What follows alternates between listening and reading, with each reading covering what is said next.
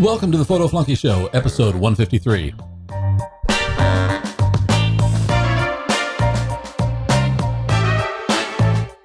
Our topic for today, we want to help you improve your photos with 10 elements of composition.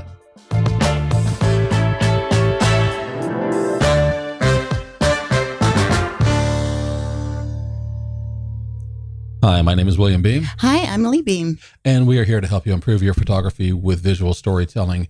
And today, that storytelling is going to take on elements of composition. We think that this is something that's creative, but you're really going to like because it just helps you think a little bit more, not necessarily about the gear and topics, but really how to look at your photography as, an art, a piece of art. Mm-hmm.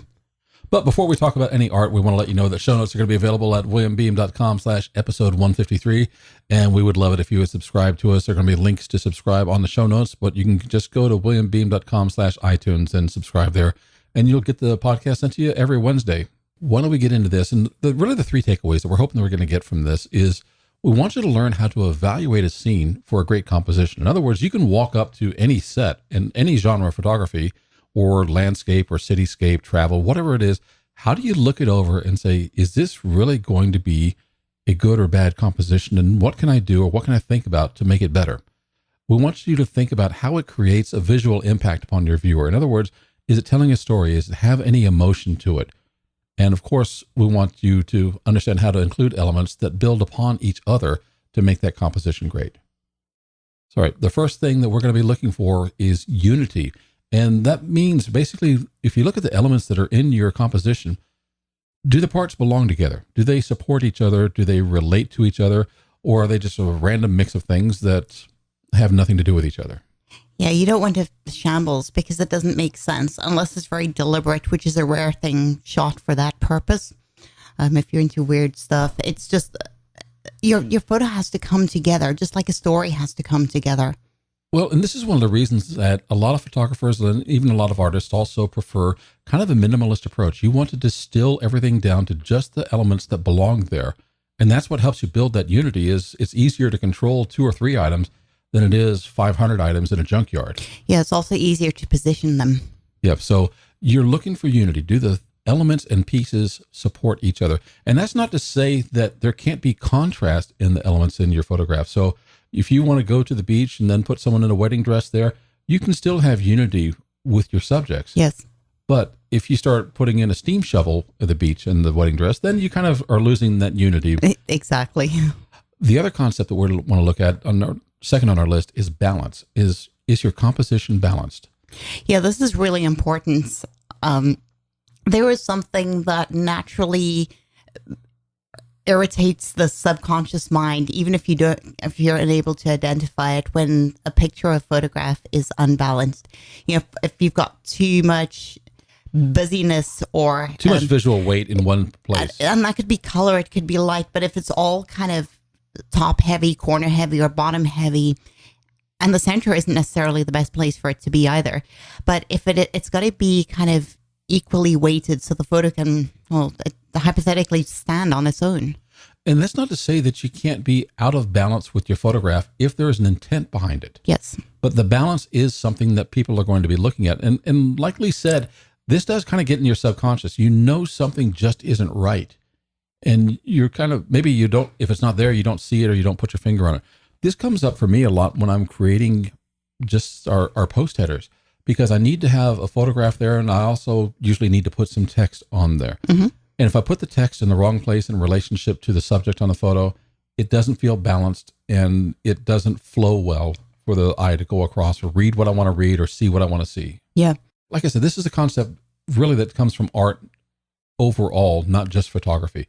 And if you're creating something new, some new drawing, some new painting, you're looking for a balance in the overall composition as well. Yep, it's visual communication. And you don't want to listen to an unbalanced story. You don't want to look at one either. Yeah. Number 3 is movement. And you're used to hearing about this as leading lines or curves or light. You want something that kind of moves your eye along and draws the eye.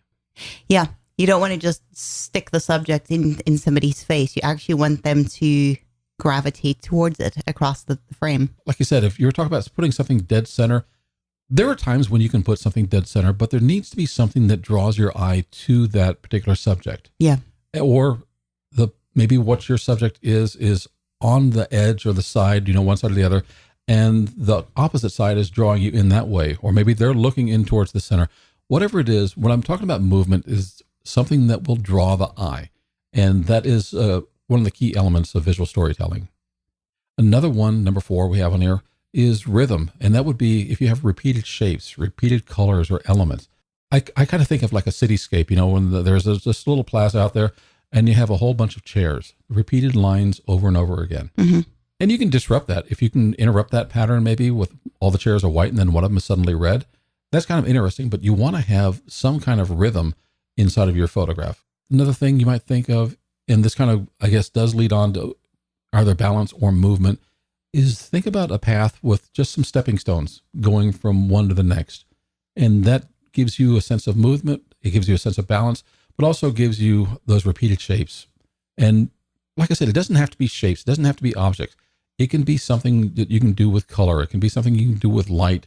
Maybe you do colors as far as analogous colors, like you've got different shades and tints of the same color that just kind of go from dark to light. That gives you a little bit of rhythm, and it kind of just tells a bit of a story. It sets a mood within itself. There's a progression. Yeah.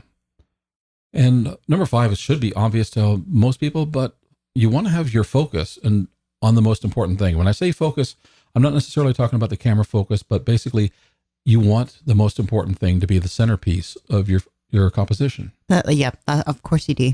And it seems almost obvious to say that, but we were talking on a previous podcast where, there were portraits and people have put their subjects in a diminutive position compared to some other object, because it's almost like they want to take a picture of the boat or the wall or a sign, but it's supposed to be a portrait.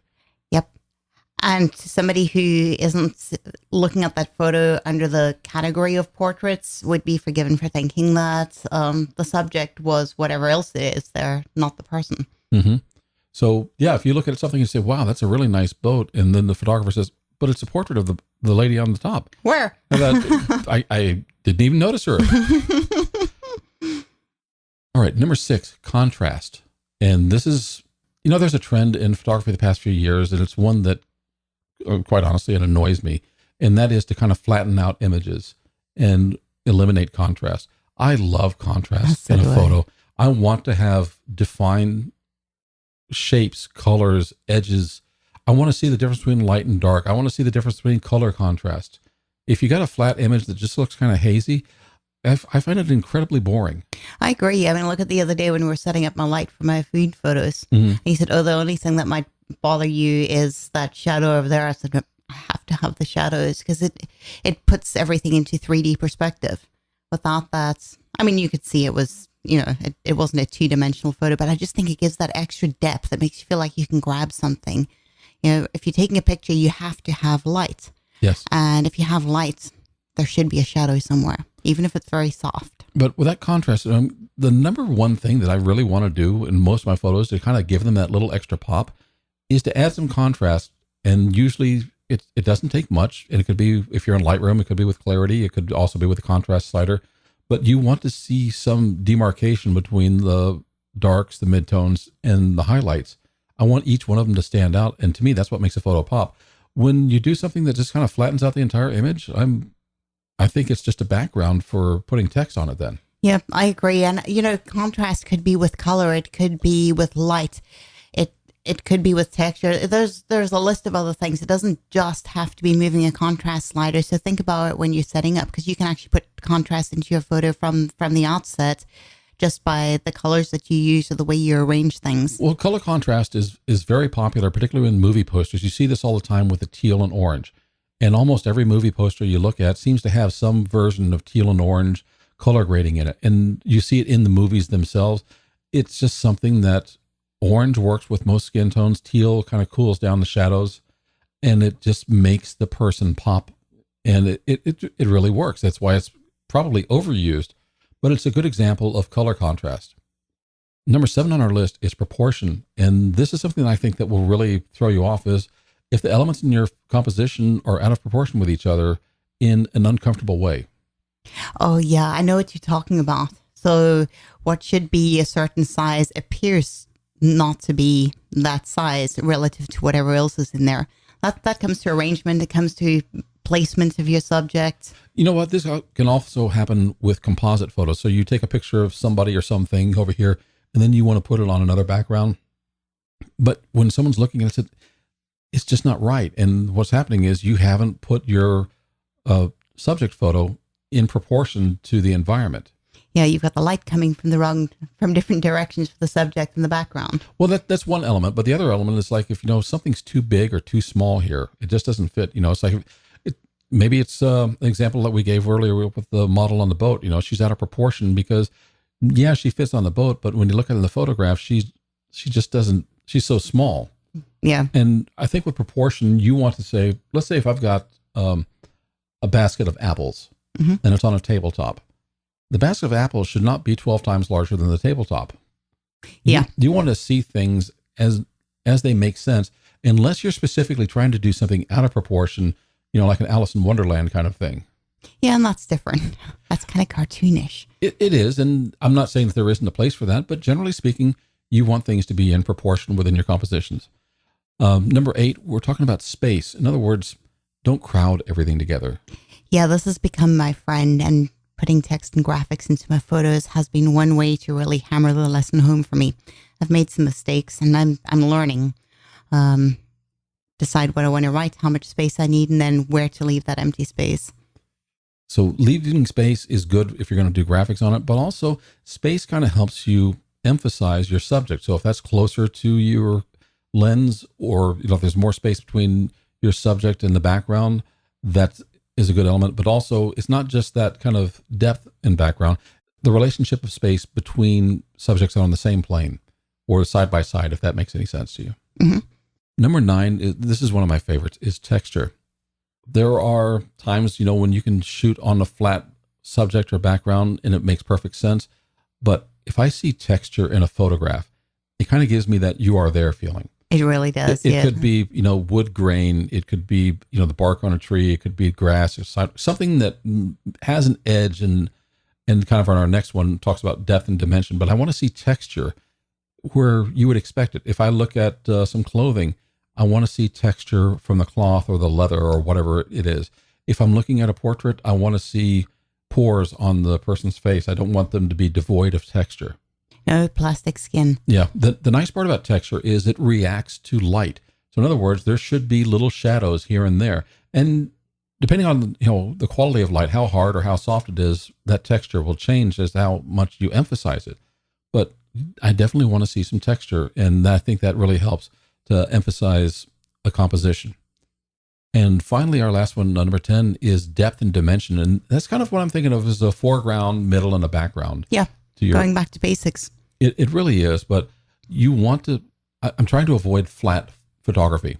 Mm-hmm. And this kind of was a trend over the past few years. If you looked on computer graphics, and those of you who are into the Apple thing, you remember their icons used to be what they called skeuomorphic. In other words, they looked like the real object. And then there was this big flat design that kind of came over, and everything, it's like they had no edges, it had no height, no shadows, no depth. Everything was just perfectly flat, and it was so incredibly boring. Of course it's boring. It's nothing to it. And I guess that might work for an icon because you just want a quick visual reference. Mm-hmm. But for a photograph, I want to see some depth. I want to see some dimension. I want to know that if I'm looking at a person, that there is a front and back to them. If I'm looking at a shampoo bottle, I want to see the gradation, of the light, from front to back. It doesn't matter what your subject is. You want to know that you almost feel like you could reach out and touch it. Yes, you want to and hold it. Thank you so much for listening to us. And if you've got something you want to add to this, please let us know in the comments at williambeem.com/episode 153. I think that if you give some consideration to these 10 elements of composition, it's something that when you're taking your next photograph, it was really going to help enhance. But if you've got something else in mind as far as a compositional element, please let us know in the comments, share, and help everybody else. Thank you so much.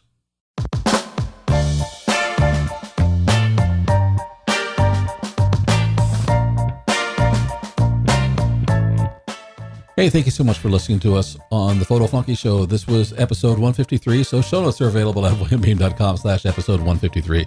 We would love it if you would subscribe to the show. You can find links on the show notes page. You can go to williambeam.com/iTunes, or if you're listening on your mobile device, go ahead and subscribe right there. As always, we really appreciate you. Thank you so much. We'll see you again next week.